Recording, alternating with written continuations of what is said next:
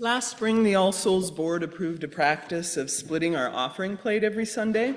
In keeping with our mission, purpose, and calling, we are pleased to be able to partner with organizations whose values dovetail with our own. This month, we are sharing the collection plate with the Accompaniment and Sanctuary Coalition of Colorado Springs. The Accompaniment and Sanctuary Coalition seeks to make the Pikes Peak region safer for immigrants by standing with and protecting them who are facing obstacles in everyday life. This includes housing support, finances, health care, well-being, and apprehension deportation prevention. All Souls UU is a designated sanctuary church. Our plate sharing will be directed to this effort. This is sponsored by our immigration team. The offering will now be gratefully received. Thank you for your generosity.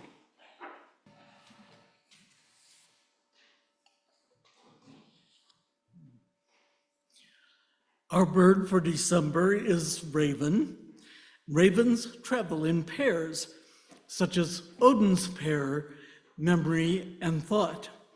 Today's story has its roots in Haida country, which is the western part of Canada, but I have messed with it, and so it is no longer a truly Haida story. The two ravens in today's story are love and curiosity. Raven love, like all ravens, loves shiny, sparkly things. The shiny, sparkly thing that raven loves the most is the sun. One day, they loved the sun with such passion that they pulled it right out of the sky. Raven love was thrilled and grabbed it with their powerful curved beak and stashed it away in their treasure trove where no one could find it to steal it. Raven curiosity was always asking why. Why do ravens have feathers and wolves have fur? Where does the wind come from, and where is it going in such a hurry? Does the sky ever run out of air? Why is everybody different? Wouldn't it be easier if everyone were the same? Well, that might be boring. With the sun gone, it was very dark and cold. And the longer it was dark and cold, the more afraid the people were. Even raven love and raven curiosity were afraid. Where did the sun go? Raven curiosity wanted to know. And won't everything die in the cold and the dark? Raven love, do you know where the sun went? Oh, sure, replied Raven love. I put it in my treasure trove so no one would steal it. Oh no, cried Raven Curiosity, who had been paying attention to how things work and how plants need sunlight to grow, and caribou need plants for energy, and wolves need caribou for their cubs to eat. You have to put it back. Everything will die without it. Don't you love the people and the plants and the caribou and the wolves? Oh, yes, I love all living things, agreed Raven Love. So they pulled the sun from their treasure trove and put it back into the sky. But it's so pretty, sighed Raven Love with deep longing. That's true, agreed. But you love all things, living things too, Raven Curiosity reminded them. That's true, agreed Raven Love. So they talked it over and considered what might be fair and asked the people and the plants and the caribou and the wolves what they needed. And finally, they agreed. Raven Love would keep the sun for themselves half the time and share it with all living things the other half the time. There would be day to balance night and summer to balance winter. In the dark of winter, people would feel the pull of love and hold each other close and turn their attention inward. And in the long days of summer, the people would feel the pull of curiosity and go exploring and have adventures. In this way, raven love and raven curiosity to this day hold the world in balance for the good of all. Now let's take a minute to let whatever wisdom you have found in this story to settle in down deep in the marrow where we can find it later and possibly use it to guide our lives and form our covenant and mission.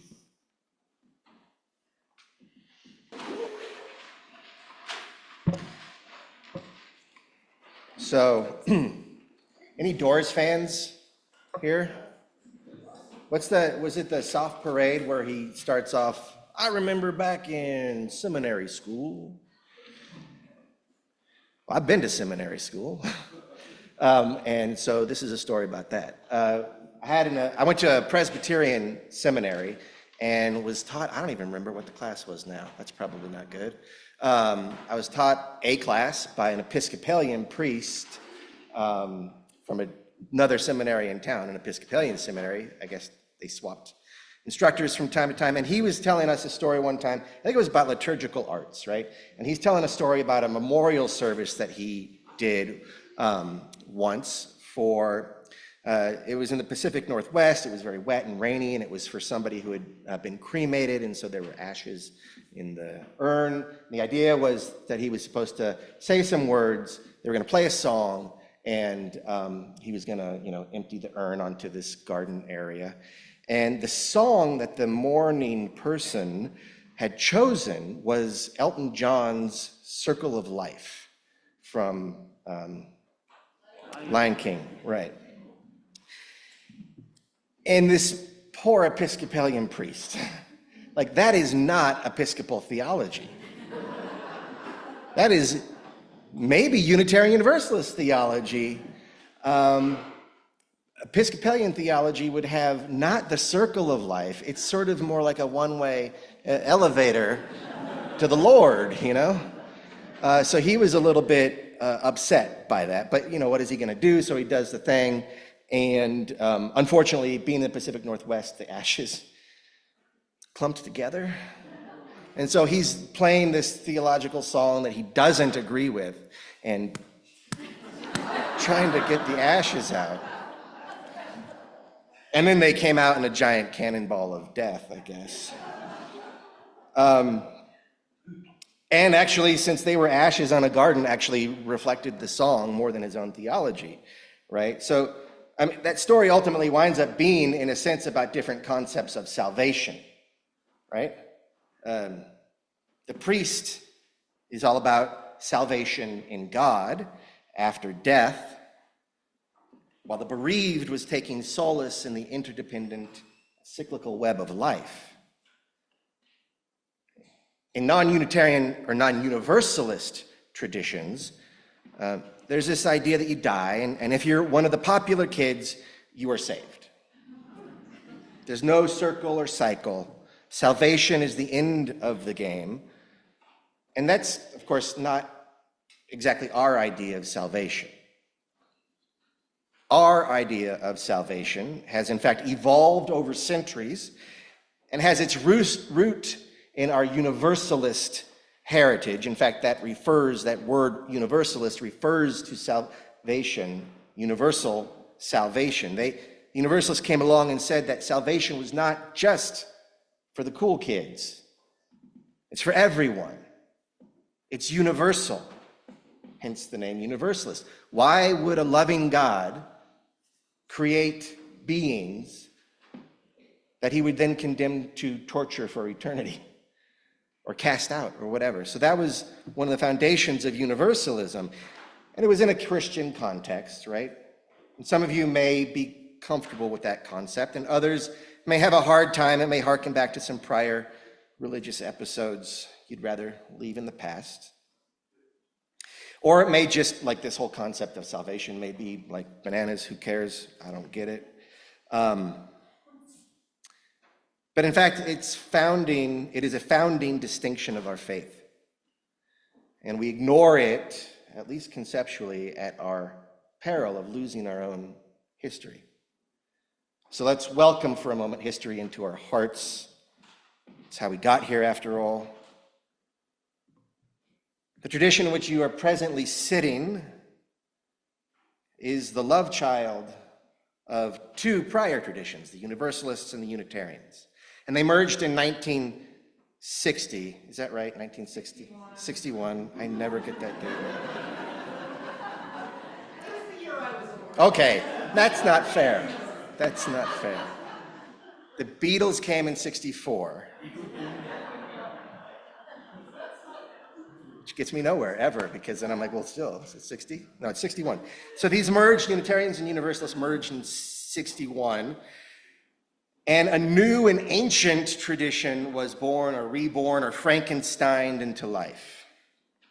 The Universalist strand of our faith emerged way back in the first century in a Christian context, wherein one of the great debates concerned salvation of the soul, whether or not a person would be brought into the bosom of God after that person perished from this earth. And so this debate began many centuries ago and drifted in and out of heretical repute over the years. And by the time the North American iteration of Universalism emerged in like the 1800s, early 1800s, the prevailing Protestant religious sway in America and Northern Europe was in fact rooted in Calvinism.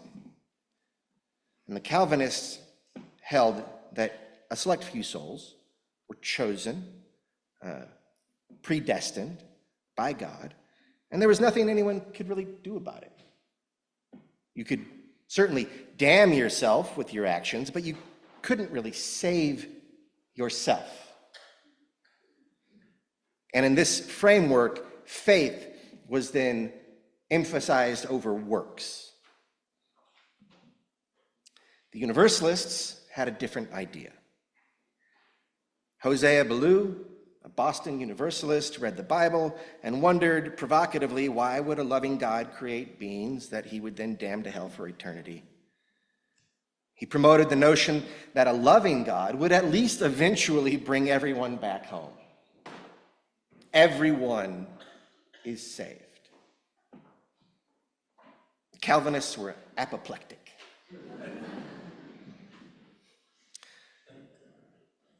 This Universalist theological understanding had two far-reaching effects. One, if everyone was saved, salvation in the afterlife was no longer the thing that we really needed to strive for. This in turn meant that what was up to us, how we acted in life, was the thing that was crucial to salvation. Afterlife de-emphasized, present life prioritized. Thus, relative to the Calvinists, we have a developing emphasis over the years on behavior more than faith. And in fact, maybe that became a little bit of a zero-sum game, whereas our behavior focus increased, our interest in the faith portion of the pie decreased. So after a while, the notion of the afterlife became less important, right? Salvation became something that we could achieve now, on this earth, in this life. And in fact, it came to be more about the socioeconomic situations that we would set up than the current state of your spirit. So at the time when this conviction took hold, when someone was speaking about salvation in this life, they were talking about justice and power, and justice and peace. Economic, medical, racial, international, sexual, chemical justice and peace. Social harmony was salvation. The kingdom of God and the beloved community. So, Universal salvation came to be salvation by social system. Salvation came to depend on faith in human potential. The proposition that everyone was created to eventually be reunited with God had shifted to the idea that everyone was created with the inherent worth and dignity of the divine within them, within us. So this very important thread of our tradition continues to evolve and has done so for well over half a century.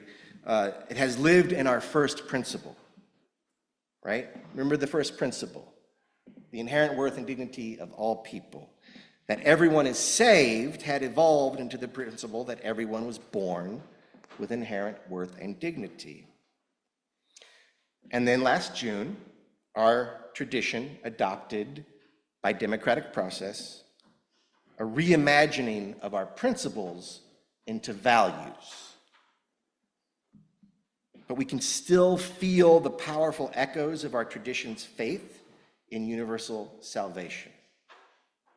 It is particularly evident in our new values of equity, or newly articulated values, I should say, of equity, wherein we declare that every person is inherently worthy. That language still is there. And pluralism, where we celebrate that we are all sacred beings. So you hear the echoes of universal salvation in our newly adopted principles. Sacred beings. Everyone here. Everyone you will see today. Inherently. Everyone. That's powerful stuff. And it highlights this evolution of salvation, the ticklish truth that we are a tradition whose cornerstone is evolution. So reunion with God, social salvation, inherent worth and dignity, equity and pluralism are not stopping points. They are iterations of the original.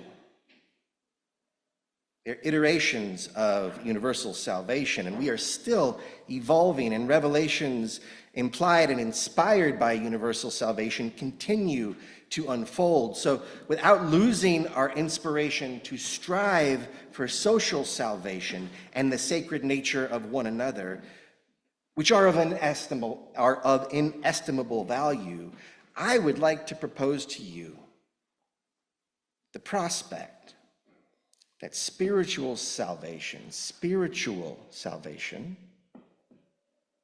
is in fact a real possibility. Not only a possibility, but a necessity. So when I survey the various understandings of salvation across religions, not just in Christianity, but from Calvinist to Buddhist, from earth-centered to universalist, what they all seem to have in common as a mission and possibly an endpoint is freedom from fear. What's more is that this freedom from fear is not necessarily dependent on the circumstances of their life. So it's not dependent on the socioeconomic model. If salvation is about freedom from fear, it means that salvation is not only a wish, but an experience. Freedom from fear is an experience. Now, where that experience is located, anywhere from right now to when you die, depends on the tradition. Vocabularies will vary. You may hear someone say that they've been saved by Christ. And I do not doubt them. At least in that ecstatic moment of salvation, I don't doubt them at all. Christ, in my reading, in this case, is simply the trusted story by which they found freedom from the grip of fear. Stories are powerful. A trusted story, whether it's wake up every morning and be the best you can be, how ravens stole the sun, or Jesus died for your sins, a trusted story is a technique. It is a method. A trusted story in the context of religion is what we call faith. Faith, then, is a technique. When seen in this light, the faith versus works dichotomy that existed between the Calvinist and the Universalist is revealed to be a bit of a false binary. Faith is active. Faith informs action. And there are, of course, many faiths and many stories and many techniques to free ourselves from fear. And faith does many things, but when it comes to salvation, that's what it's meant to do, to dispel fear. Its necessity, by the way, highlights the power of fear in our lives. Now, sometimes fear is actually good, right? It can be a healthy preventative. You need to jump, whether that's a snake or a stick. Or maybe not jump. Walk slowly away until you figure it out. Right? And that's kind of what I'm getting at in a little bit. If you react to the stick or snake, you might get bit. If you have the presence of mind to walk away until you can determine what it is, you get to come to church next Sunday. So fear can, it can make us a slave to its own design and undermine our clarity and compassion. It can be used to manipulate us as individuals or as entire populations. And whether it's a national freakout or a personal one, the way fear manifests is in reactivity, jumping at the stick. So reactivity is like when an argument begins with a disagreement about the best way to prepare a turkey and winds up with someone sleeping on the couch. And while the specificity of that example sounds like it's biographical, that's not ever happened to me.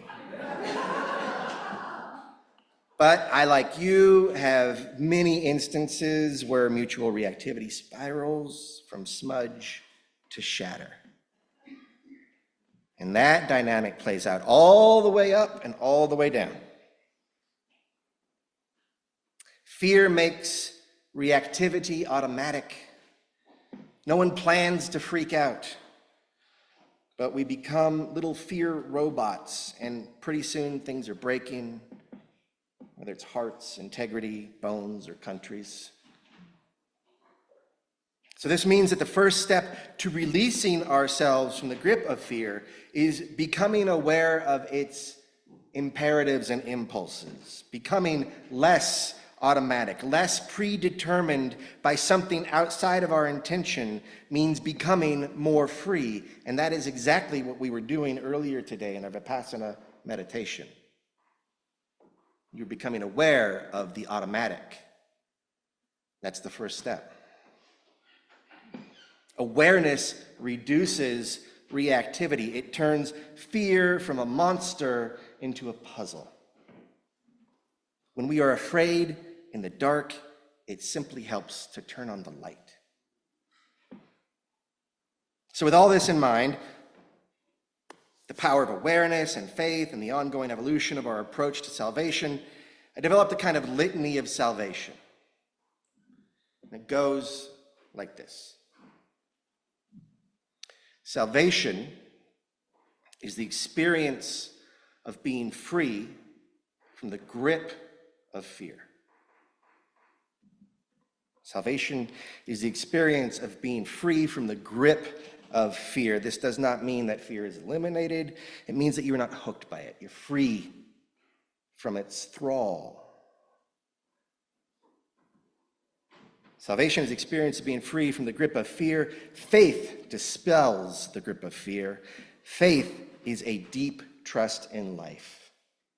I think that tracks across most traditions. At some point, you can centrifuge it and boil it down to faith equals a deep trust in life. And all faiths, I believe, have this common at their core. It's trust in an ineffably intricate process so vast as to overwhelm even death, a process beyond our control or full comprehension. Faith is a deep trust in life, and that faith dispels the grip of fear. And our faith testifies that we are all sacred and that everything is interconnected. So this echoes both the Christian concept of universal salvation and the earth-centered sense of interflow, interconnection. It's a faith that invites each and every one of us to live without fear and so to find freedom. Thus, we find freedom in faith. It's a fun thing to say in a Unitarian Universalist context, actually, right? It's not something that I think is frequently or has been frequently entertained, but I think it's true. We find freedom in faith. Our faith is that we are sacred and that everything is interconnected, and this freedom manifests in our ability to respond rather than react, to walk away from the stick rather than to jump at it. The ability to respond rather than react depends on our becoming aware of our reactivity and rooting in our faith. And faith and awareness require practice. Congratulations, you're practicing right now. Going to church practices this, roots in our faith, and we have an opportunity to practice some awareness. Storytelling practices this. It narrates our faith. Meditation, of course, works. Covenant, which we'll move into in a little bit, also work. Our tradition's concept of salvation has morphed over the years. It's kept its essence, but its vocabulary and aim maybe have shifted from a union with Godhead to salvation by governance to salvation by character, and now perhaps to a spiritual kind of salvation. The one thing that has been consistent through all the centuries is an insistence that salvation is open to and achievable by everyone. That we are each imbued by our very being with an ember of life and love from the sacred fire at the center of the universe. As our institutions are currently either crumbling or in peril, I submit to you that now is the time to turn to or return to a more spiritual pursuit of salvation, not to abandon the need or effort for fair and reliable governance and management of power. We still have to do that. We just can't rely on governance or circumstance for our equanimity. And we will need that equanimity, that self-assurance and clarity, that non-reactivity, not only in order to transform what is to come into something good, but to transform ourselves into something resonant with the grace with which we are all inherently gifted. And that must come from someplace less transient than history, someplace eternal and beyond circumstance. Freedom from the grip of fear, even up to the fear of death, must root in our faith that we are all emanations of holiness and interwoven in a fabric of being wherein our uniqueness is required, even as the distinction between us and everything becomes indecipherable. May we be free from the grip of fear. May the story of our interconnected sacredness dispel our fear and release us from reactivity. May we dedicate ourselves to cultivating our faith and practicing awareness.